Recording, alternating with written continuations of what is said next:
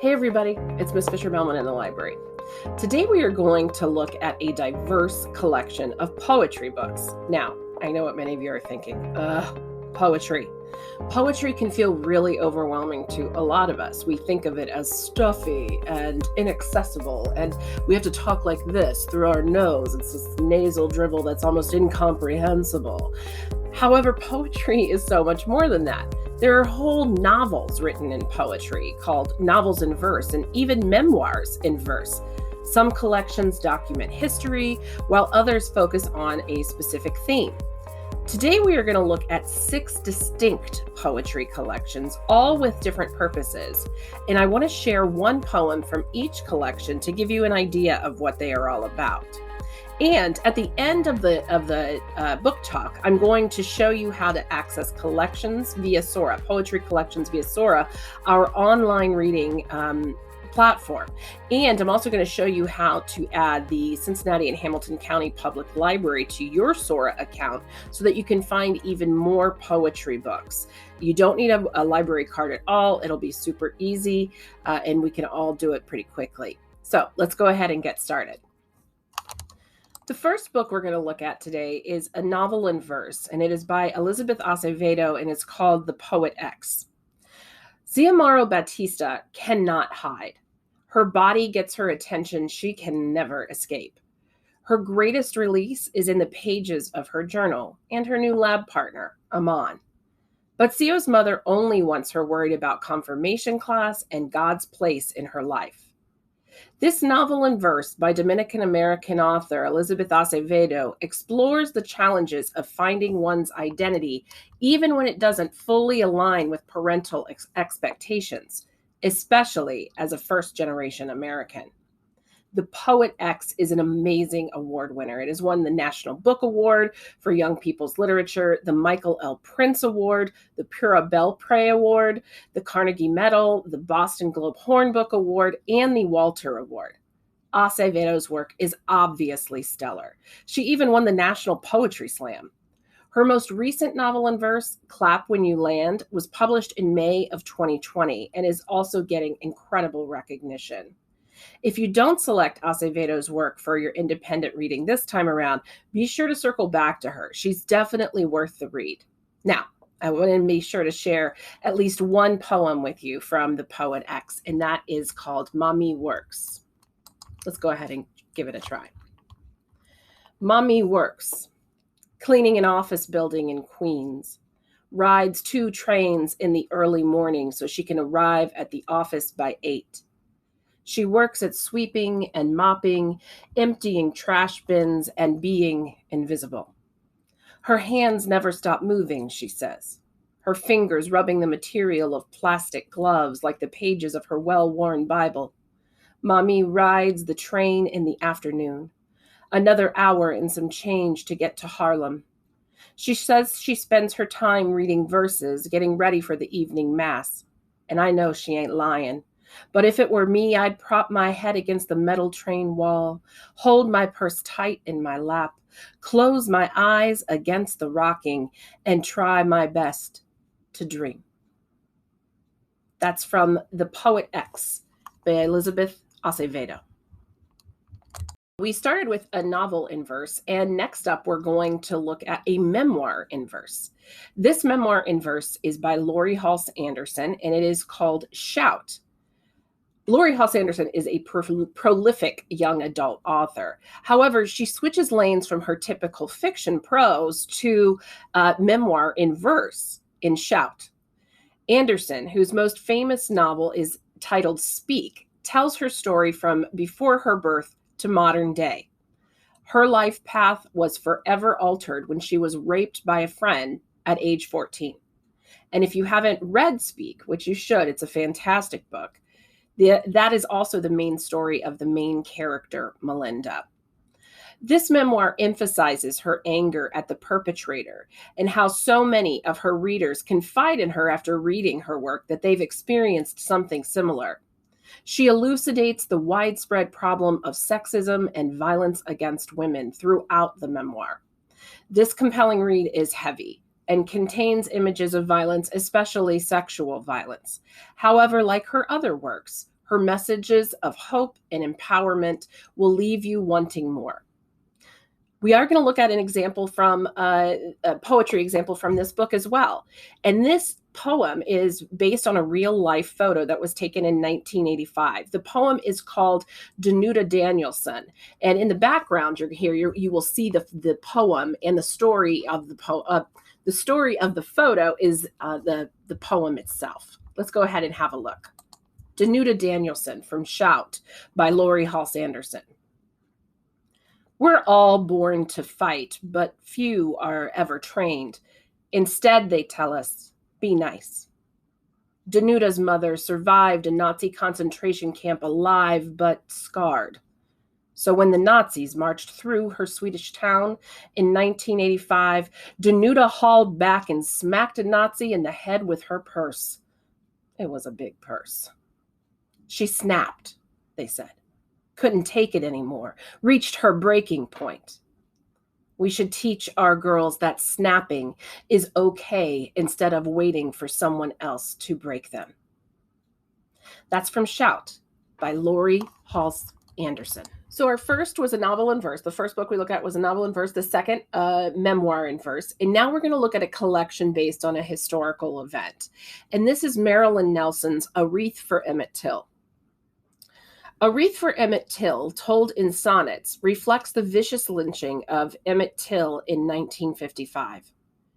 Written in a sorrowful voice, A Wreath for Emmett Till recounts author Marilyn Nelson's feelings about the tragedy and her empathetic imaginings of what Till must have experienced at the end of his life, what profound sorrow his mother must have experienced in the aftermath, and even what venom his murderers must have possessed in order to carry out such a brutal slaying of a child. Nelson crafts numerous allusions in her work, including to Billie Holiday's Strange Fruits, the genocide in Rwanda and Bosnia, Nazi concentration camps, even Hans Christian Andersen's The Snow Queen, all of which she cites in sonnet notes at the very back, at the book's end.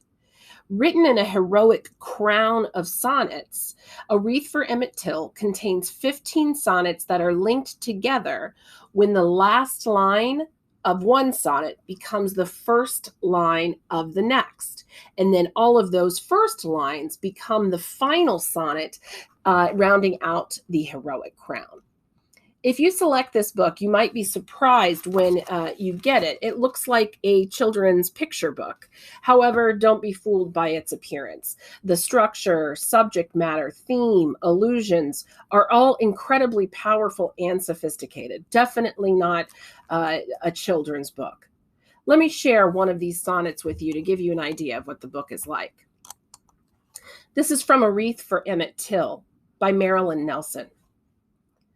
Emmett Till's name still catches in my throat, like syllables waylaid in a stutterer's mouth, a 14-year-old stutterer in the South, to visit relatives and to be taught the family ways. His mother had finally bought the White Sox cap. She made him swear an oath to be careful around white folks. She told him the truth of many a Mississippi anecdote. Some white folks have blind souls. In his suitcase, she'd packed dungarees, T-shirts, underwear, and comic books.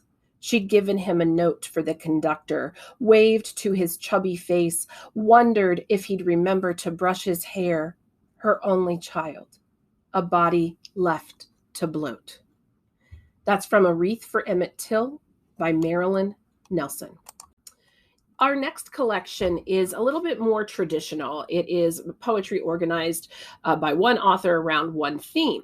And this is actually Tupac Shakur's poetry. It is The Rose That Grew from Concrete. And all of these poems were published posthumously after his death. So rapper and poet Tupac Shakur was shot in Las Vegas in 1996 at the height of his rap career. For years before, he had worked with his manager, Leila Steinberg, with whom he had shared most of his writing. She kept all of his work, and all of those poems that she kept became this collection, The Rose That Grew from Concrete. She also writes the introduction and gives insights into Tupac Shakur's life. The poems in this collection were written in between 1989 and 1991, when Tupac was 18 to 20 years old. The foreword of the book is also written by prolific African-American poet Nikki Giovanni, who emphasizes the significance of Tupac as a thinker and writer. It might also surprise you to find out that Tupac's poetry and life is frequently studied at the college level. I believe the first college that introduced Tupac as a course was the University of California, Berkeley.